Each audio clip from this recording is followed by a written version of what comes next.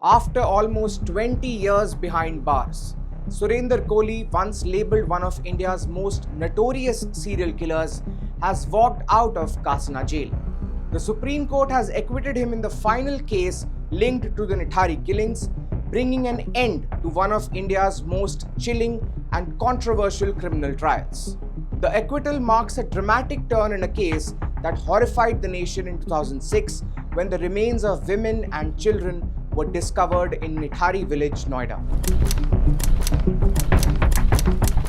Let's take a look back at how the case unfolded and how the courts arrived at this final verdict.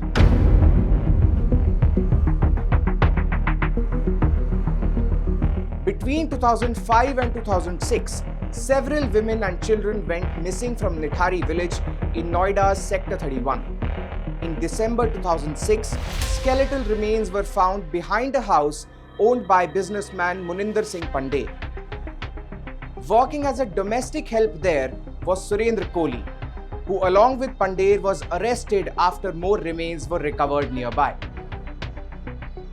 In 2007, the case was handed over to the CBI, which filed multiple charge sheets in 16 cases. The prosecution's case relied mainly on two pieces of evidence: Kohli's confession before a magistrate and the recovery of bones and belongings said to have been made at his instance. In 2009, a trial court found Kohli guilty of rape and murder in one of the earliest cases, the killing of a teenage girl who went missing in 2005. He was sentenced to death, a verdict later upheld by the Allahabad High Court and the Supreme Court, which called it a rarest of rare case.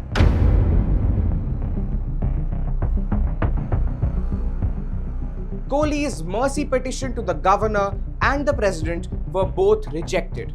But in 2015, the Allahabad High Court commuted his death sentence to life imprisonment, citing long delays in processing those mercy pleas. The conviction, however, remained in place.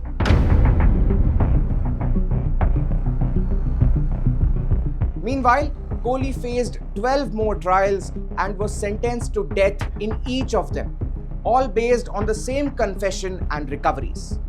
In 2023, the Allahabad High Court overturned all 12 convictions, calling the evidence unreliable.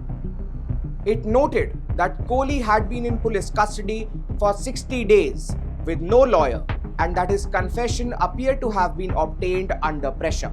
The court also ruled that the alleged recoveries of skulls and bones were not admissible, since the remains had already been found by police and locals before Kohli was brought to the spot.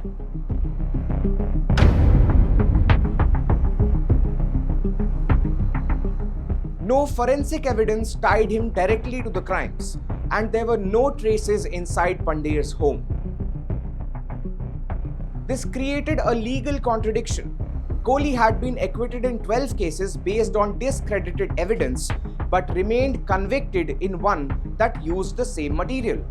To address what it called a manifest miscarriage of justice, the Supreme Court accepted Kohli's curative petition, the last legal remedy available in India. The Apex Court held that two opposite outcomes based on identical evidence could not stand together. It ruled that the confession and recoveries in the final case were legally unreliable and reflected structural infirmities common to all Nithari prosecutions. With this verdict, the Supreme Court recalled its 2011 and 2014 orders, acquitted Surinder Kohli in the last pending case, and ordered his immediate release from Kasna jail.